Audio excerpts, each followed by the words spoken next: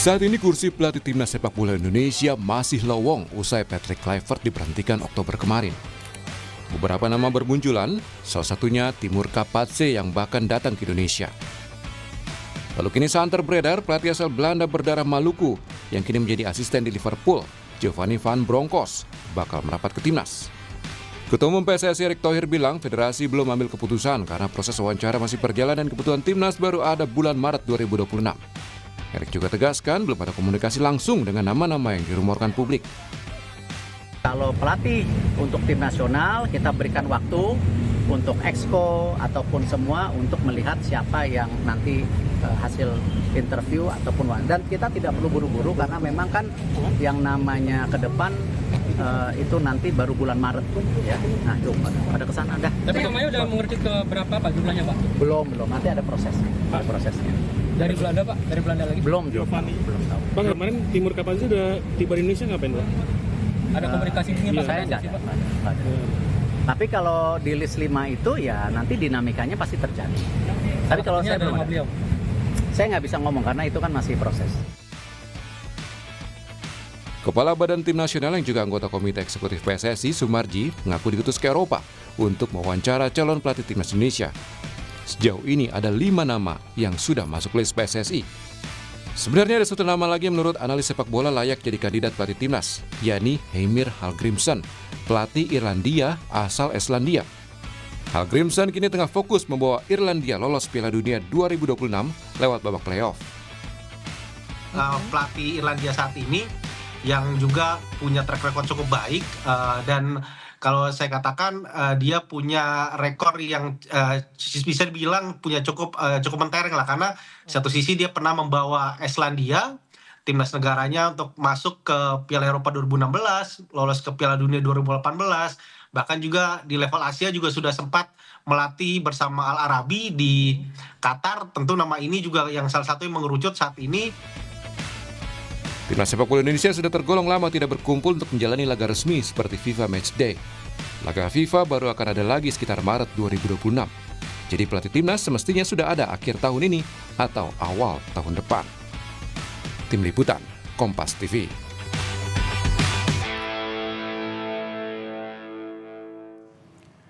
Belum juga ada nama pasti yang melatih timnas. Tapi benarkah 2 nama Timur Kapatse dan Giovanni van Bronckhorst ini menguat untuk menangani skuad Garuda? Kita akan ulas bersama dengan penasihat klub Semen Padang Andre Rosiade dan juga analis sepak bola Firzi Idris. Selamat pagi Bang Andre, Mas Firzi. Selamat pagi. Oke, Bang Andre masih belum join ya, kita akan nantikan bersama saudara.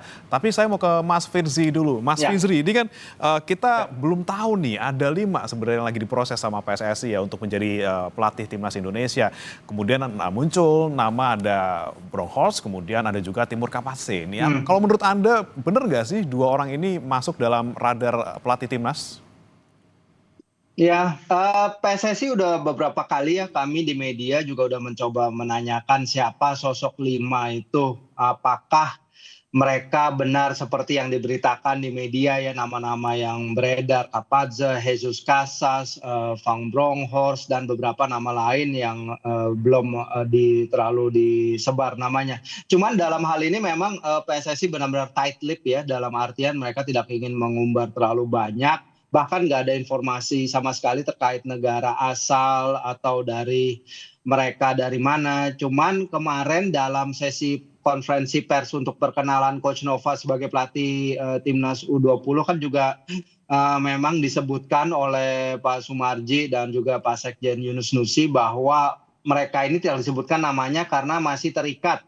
Mereka terikat bersama klub dan terikat bersama timnas mereka masing-masing. Dan mereka masih punya pekerjaan. Jadi kalau ini benar, artinya rumor soal Timur Kapatse itu sudah bisa kita coret ya. Karena Timur kan sekarang tidak punya pekerjaan setelah dia posisinya di pelatih kepala Uzbekistan diambil alih oleh Fabio Cannavaro. Dan Pak Marji memang mengutarakan sudah pernah komunikasi dengan Timur Kapatse dengan bagaimana cerita kesuksesan dia bersama Uzbekistan, bagaimana kiat-kiat dia sebagai pelatih. Tapi katanya kabarnya sih tidak ada suatu hal lebih maju daripada itu seperti penawaran pekerjaan. Tapi balik lagi ya Mas, ini kan balik lagi seperti yang Pak Erik bilang tadi, dinamika dalam pemilihan nama-nama ini bisa saja dari shortlist awal ada nama yang dicoret, ada nama yang ditambah, atau dari 5 itu tidak cocok. Dan ini semua tergantung dari Alexander Zwiers juga yang sudah berada di Eropa ya. Kabarnya Alexander Zwiers dan beberapa exco sudah jalan dan Pak Marji akan menyusul kalau nggak salah hari ini untuk mewawancarai beberapa nama di Eropa, di London dan mungkin juga ada di mainland Europe. Tapi dalam beberapa pekan ke depan mungkin akan ada perkembangan lagi seperti apa nama-nama yang udah ada dan kemajuan dari proses mereka. Seperti itu sih. Oke, tapi kan kemarin Pak Zainuddin juga sempat bocorkan sedikit gitu ya, pas dibilang Belanda, iya diiyain gitu ya. Walaupun kita tidak tahu nih namanya siapa, tapi kan yang mengerucut pasti kan Bronkhorst gitu ya. Ada nggak sih pelatih lain mungkin Mas Firzi yang kemungkinan juga berasal dari Belanda yang bisa jadi nih, jadi salah satu yang diproses oleh PSSI? Ya, pertama kenapa alirannya Belanda ya dan kenapa Belanda itu make sense menurut saya ya. Karena pada match terakhir kita lawan Irak itu hanya Rizky Ridho dan Ricky Kambuaya ya, pemain-pemain starter kita yang tanpa keturunan Belanda. Dan 4 dari 5 pemain pengganti kita yang turun dari bangku cadangan pada laga itu pernah atau tengah bermain di Belanda. Sehingga menurut saya ini logis, bukan sedikit ya. Menurut saya ini logis kalau PSSI memang mengejar pelatih yang punya aroma Belanda atau pernah belajar dari KNVB. Dan ini juga PSSI menjalin kerjasama dengan KNVB beberapa waktu lalu kalau nggak salah awal tahun ya atau pertengahan, ketika itu Pak Erik datang ke KNVB kampus dan di sana ada MOU kerjasama ya antara federasi dengan KNVB sehingga sangat wajar. Van Bronckhorst tentu namanya jadi disebut-sebut dan yang saya dengar juga menjadi salah satu kandidat, tapi mungkin ada nama-nama lain yang dulu pernah jadi pertimbangan ya. Kalau dulu misalnya yang saya dengar pernah dipertimbangkan Bert van Marwijk, kayaknya sekarang nama itu tidak disebut lagi. Mungkin juga ada nama Philip Cocu yang kabarnya juga menjadi salah satu kandidat ya, mantan pemain PSV, gelandang hebat Belanda, dan dia juga namanya disebut. Jadi kita akan lihat seperti apa nama-nama pelatih yang akan dijadikan alternatif ya. Kalau Van Bronckhorst dia juara Eredivisie dan juara Piala KNVB bersama Feyenoord. Musim pertama di Belanda dia langsung juara Piala Belanda, musim kedua juara Liga. Jadi menurut saya ini nama yang sangat santer diberitakan dan punya profil yang sangat bagus. Menurut saya begitu, Mas. Oke, nah ini selain Mas Firzi juga sudah bergabung bersama kami saudara penasihat dari klub Semen Padang, Bang Andre Rosiade. Bang Andre, selamat pagi. Ya, pagi Mas Firzi. Iya. Pagi Bang Andre. Oke, Bang Andre, kita nih masih membahas nih soal siapa sih sebenarnya 5 nama yang lagi diproses oleh PSSI. Tadi disampaikan oleh Mas Firzi kayaknya kalau Timur Kapase ini sudah dicoret nih ya, karena dia sudah masih bergabung di sebuah klub gitu. Nah, kalau menurut Bang Andre sendiri kalau melihat nama-namanya, tadi ada kemudian Timur Kapase, kemudian juga Bronkhorst, kemudian ada juga nih nama-nama lain seperti Heimer Helgrimson, ada juga Jesus Casas. Menurut Anda nama-nama ini yang masuk siapa saja nih, Bang Andre? Ya, sebenarnya kalau soal nama-nama itu sebenarnya kan terserah PSSI saja ya, federasi yang memutuskan. Yang penting bagi kita supporter adalah siapapun yang dipilih oleh federasi adalah nama-nama yang punya kualitas. Itu yang paling penting. Lalu yang kedua, prosesnya berjalan secara transparan supaya kita semua bisa mengikuti bahwa pilihan ini adalah pilihan terbaik daripada yang tersedia. Kan itu sebenarnya yang dituntut supporter tuh nggak banyak-banyak kok gitu loh. Hanya yang bikin repot itu kan federasi gitu loh selama ini. Yang pertama kesannya tertutup untuk melakukan evaluasi. Yang dituntut supporter apa sih? Pertama evaluasi. Kenapa kita gagal, kita kalah, lakukanlah evaluasi gitu loh secara menyeluruh gitu. Minta BTN memaparkan kepada federasi bagaimana selama ini perkembangan dari zaman Sintayong sampai Kluivert untuk dijadikan evaluasi. Itu yang diminta. Lalu setelah evaluasi apa? Pilihlah pelatih baru secara transparan dan berkualitas. Itu doang yang tuntut supporter. Tapi yang ribet itu kan PSSI dengan segala drama dan segala dramanya gitu loh. Itu yang ribet, malah mereka berantem sama mereka, saling saut-sautan gitu loh. Lalu nggak pernah rapat gitu loh. Yang ada ketua PSSI undang masing-masing exco, tapi bikin rapat besar sampai sekarang ya. Sampai sekarang tidak pernah ada rapat exco besar gitu loh. 15 orang ini tidak pernah kumpul sejak kalah Indonesia lawan Irak gitu. Itu nggak pernah kumpul, padahal itu harapan masyarakat gitu loh. Kenapa ada kesan ketakutan?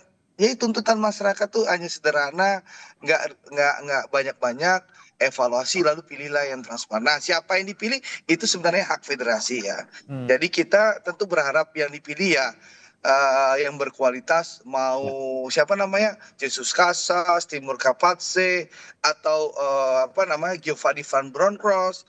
Sekali lagi itu nama-nama yang menurut saya berkualitas. Bahkan soal Giovanni Van Bronckhorst itu pernah saya tanyakan langsung kepada ketua umum di saat sebelum ketua umum PSSI mengumumkan nama Patrick Kluivert. Saya pernah tanya waktu itu, Bang, kenapa Patrick Kluivert, kenapa nggak Giovanni Van Bronckhorst? Karena Giovanni Van Bronckhorst itu pertama punya darah Indonesia, yang kedua sudah punya rekam jejak yang bagus waktu di dunia kepelatihan, pernah bawa Rangers juara. Saya sampaikan dulu waktu sesaat 1-2 hari sebelum Patrick Kluivert diumumkan.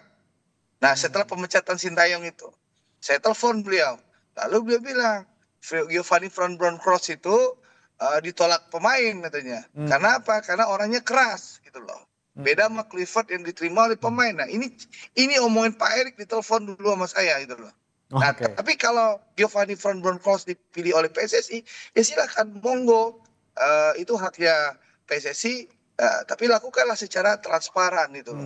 Supaya jangan ribet lagi, nanti sudah dipilih Pak Zainuddin Amali protes lagi setelah di konferensi pers kan, karena rapat ekskulnya nggak ada gitu loh. Oke. Bang Andre, kalau dari Bang Andre sendiri masih into STY nggak sih? Saja. Bang Andre, kalau Bang Andre sendiri masih ke STY nggak sih kalau sampai sekarang dengan adanya nama-nama tadi? Kalau saya sebagai supporter ya sudah mengusulkan secara maksimal ya, plus minus kenapa saya usulkan CLBK dengan Sintayong. Tapi kan keputusan nggak di tangan saya, keputusan nggak di tangan supporter. Kalau di tangan supporter udah selesai keputusannya kemarin. Kita one man one vote itu, 90% supporter insya Allah akan dukung Sintayong. Tapi keputusan kan ada di tangan 15 orang ini, gitu loh. Dan dari 15 orang ini ada ketua umum yang menolak kan, gitu loh. Yang ngotot dalam tanda kutip menolak gitu loh. Kan kita dengar pernyataan pada move on, Zainuddin Amali juga ngomong ketumnya nggak mau, ya jadi susah gitu loh. Nggak mau dengar aspirasi supporter, maunya sendiri ya sudah. Kita hanya bisa mengusulkan. Kita usulkan baik-baik, kita sampaikan alasan dengan baik-baik, tapi keputusan ada di tangan 15 orang ini. Nah, tentu ya kita serahkan ke 15 orang ini, kalaupun nanti hasil keputusannya apapun ya kita terima. Tapi tentu nanti kalau gagal lagi keputusannya, konsekuensi 15 orang ini dan ketua umum harus berani bertanggung jawab. Jangan ngumpet lagi untuk melakukan evaluasi gitu loh. Oke, siap-siap. Supporter juga ngamuk nih ya kalau misalnya ternyata dalam tanda kutip gagal gitu ya. Oke, saya ke Mas Firzi. Mas Firzi, kalau misalnya kita melihat tadi beberapa nama yang muncul gitu ya, tadi ada Bronckhorst, kemudian Hallgrímsson, ada Jesus Casas, mungkin kelebihan dari masing-masing orang ini yang kira-kira bisa nanti untuk kita manfaatkan sebagai pelatih timnas apa, Mas? Ya, kalau terkait Hallgrímsson ya, kalau Hallgrímsson menurut saya pelatih yang bagus, tapi kan dia akan melakoni laga playoff Eropa ya bersama Republik Irlandia, dan playoff Eropa itu kan mulai pertandingan pertama 26 Maret, pertandingan kedua 31 Maret. Artinya kita akan kehilangan matchday FIFA matchday Maret April, yang dimana kita akan bertanding di FIFA Series ya, turnamen mini yang akan melibatkan laga-laga antar konfederasi, sehingga timingnya mungkin kurang tepat ya kalau Hallgrímsson. Tapi yang penting bagi PSSI sekarang sih, juga bagi federasi dan para exco dan direktur teknik yang berangkat ke Eropa, dalam meyakinkan proyek timnas Indonesia ini sebagai proyek continuous yang akan memberikan mereka juga profil dan exposure yang bagus ya. Ini juga belum membicarakan gaji seperti apa yang ditawarkan. Karena kalau gaji Kluivert kita konversi ke Eropa, itu gaji Kluivert ketika itu kalau benar seperti gosip yang beredar 1,3 1,5 M per bulan itu hanya di bawah 1 juta euro per musim. Itu gajinya di bawah gaji pelatih 3 besar di Eredivisie Liga Belanda. Jadi ini adalah proyek besar yang PSSI harus bisa yakinkan pelatih berikutnya untuk bisa menerima dengan segala resikonya ya, seperti tekanan publik, tekanan dari media sosial dan lain-lain. Jadi pelatih yang bukan hanya kuat di lapangan tapi juga bisa tidak terpengaruh oleh apa yang terjadi di luar lapangan. Sebenarnya seperti itu sih. Kalau kita bahas pelatih-pelatih ini memang pelatih-pelatih Eropa pasti kualitasnya beda. Tapi balik lagi juga kepada tim kita ini yang tadi udah kita bahas, ada 16 pemain keturunan Belanda di skuad ini, sehingga ya dicari pelatih yang paling cocok dengan karakter tim ini, terutama karakter dan identitas permainan tim yang diinginkan oleh blueprint dan roadmap sepak bola Indonesia ke depannya, seperti itu Mas Bre. Baik, tapi kalau kita bicara soal timeline nih, Mas Firzi, sepertinya kok Pak Erik santai banget gitu ya. Kita nggak terburu-buru, nggak usah terlalu terburu-buru gitu ya. Kemudian kita lihat katanya agenda paling dekat juga Maret tahun depan, itu pun FIFA Matchday. Gitu. Kalau Anda melihatnya ini kelamaan nggak sih, Mas Firzi? Takutnya udah nggak hot lagi gitu kalau kita ngomongin soal pelatih timnas. Enggak sih, saya pikir ini learning curve juga ya dari apa yang terjadi setelah Sintayong dipecat pada Desember, terus kemudian pelatih baru udah datang pada minggu pertama atau minggu kedua Januari gitu, dan wawancara dilakukan mungkin ketika itu secara tergesa-gesa, mungkin ketika itu kandidat yang datang juga mungkin bukan kandidat-kandidat terbaik. Benar kata Bang Andre tadi, Giovanni Van Bronckhorst menurut saya kalau datang ke timnas Indonesia itu adalah suatu step up sangat luar biasa. Dan kalaupun Sintayong harus diganti dengan Giovanni Van Bronckhorst, track record dia melatih itu adalah peningkatan kualitas yang sangat luar biasa dan mungkin bisa lebih diterima ketimbang Patrick Kluivert yang jujur aja red flag-nya banyak. Nah, sekarang pasti PSSI belajar dari itu dan sekarang dicari waktu lebih tepat untuk mengumumkan dan melakukan interview yang lebih seksama. Karena agenda kita setelah FIFA Matchday Maret-April itu adalah Piala AFF ya, Piala AFF pertengahan tahun. Kemudian nanti akan ada yang namanya Hyundai Cup dan Indonesia Cup, itu belum diumumkan sekarang. Kemudian nanti akan ada Piala Asia 2027 awal tahun. Nah ini Piala Asia ini benchmark bagus ini untuk pelatih baru itu menetapkan target mereka, dan sejauh ini targetnya kurang lebih kalau tidak salah adalah perempat final ya, lolos dari fase grup. Jadi ya, kita will see dengan waktu yang ada, dengan mungkin pada awal tahun 2026 bersamaan dengan roadmap dan blueprint lengkap PSSI, kita bisa punya gambaran lebih jelas terhadap masa depan timnas Indonesia. Baik, terakhir saya ke Bang Andre. Bang Andre, menurut Anda ini kelamaan juga nggak sih kita nggak dapat pemain pelatih timnas, dan deadline-nya harusnya kapan nih PSSI untuk bisa memilih pelatih baru? Ya memang sebenarnya ini kan kalau lihat agenda yang sampaikan Mas Firzi tadi kan, pertandingan berikutnya kan bulan Maret ya. Sebenarnya ada kelonggaran di PSSI sebenarnya. Tapi memang publik menuntut cepat karena memang waktu itu kan publik pertama ada kemarahan ya, karena kekecewaan karena prestasi timnas di zamannya Patrick Kluivert ini. Yang kedua, kita menuntut evaluasi. Lalu kita menuntut pemilihan karena waktu itu ada FIFA Matchday di bulan November kemarin. Nah, ternyata kan ini sudah lewat ya. Tentu sebenarnya ini ada ruang bagi PSSI. Yang jelas bagi saya pribadi ya, saya akan menerima siapapun pelatih yang akan dipilih oleh PSSI. Tapi saya harapkan ya pelatih itu memang harus berkualitas, prosesnya harus transparan, dan jangan nanti dipilih, diputus tanpa melalui mekanisme statuta PSSI. Untuk apa kita bikin kongres PSSI, mensahkan statuta, kita punya organisasi, tapi aturan main nggak dipakai. Jadi kalau nanti hasil wawancaranya bagus, presentasinya bagus, keberapa pelatih ini, ya silakan hasil-hasil ini dibawa ke rapat Esko, 15 orang kan, putuskanlah sesuai dengan pasal 43 ayat 1 huruf L, supaya PSSI 15 orang ini solid, jadi keputusannya pun diambil dengan enak. Sehingga nanti bulan Maret ini kita bisa menatap dengan secara bersama-sama dengan solid untuk mendukung timnas kita tanpa ada lagi gejolak nanti antara exco saling komentari, antara ketum ngomong A, wakil ketum ngomong B gitu loh. Kan terlihat sekali PSSI sekarang nggak solid gitu loh. Mungkin karena udah lama nggak rapat bareng, jadi nggak ketemu bareng 15 orang ini akhirnya nggak solid, saling saut-sautan di media. Nah mudah-mudahan apapun keputusan kita harus terima lapang dada ya, mudah-mudahan keputusan terbaik ya, siapapun dipilih jadikanlah pelajaran. Patrick Kluivert ini jadikanlah pelajaran bagi Pak Erick Thohir pribadi dan juga seluruh pengurus PSSI. Pilih yang mumpuni dan berkualitas, dan pilih pelatih yang mau juga berdomisili di Indonesia gitu loh. Karena dia meliti pelatih timnas Indonesia, bukan pelatih timnas Belanda. Jadi jangan tinggal di Belanda lagi nanti kalau orang Belanda yang dipilih, tinggallah di Indonesia. Karena pelatih timnas ini selain melatih, dia head coach yang harus berkoordinasi dengan seluruh tim kepala pelatih seluruh tim Liga 1 untuk menyampaikan apa maunya, apa programnya, sehingga seluruh pelatih Liga 1 supaya BRI Super League ini bisa memberikan dukungan dengan program yang sama dengan pelatih timnas ini. Ini harapannya. Jadi sekali lagi kita harapkan pelajaran Bang Andre ya, kegagalan dan kesalahan melatih pelatih Tarkam bin odong-odong Patrick Kluivert ini jadikanlah pelajaran bagi PSSI dalam memberi pelatih yang baru.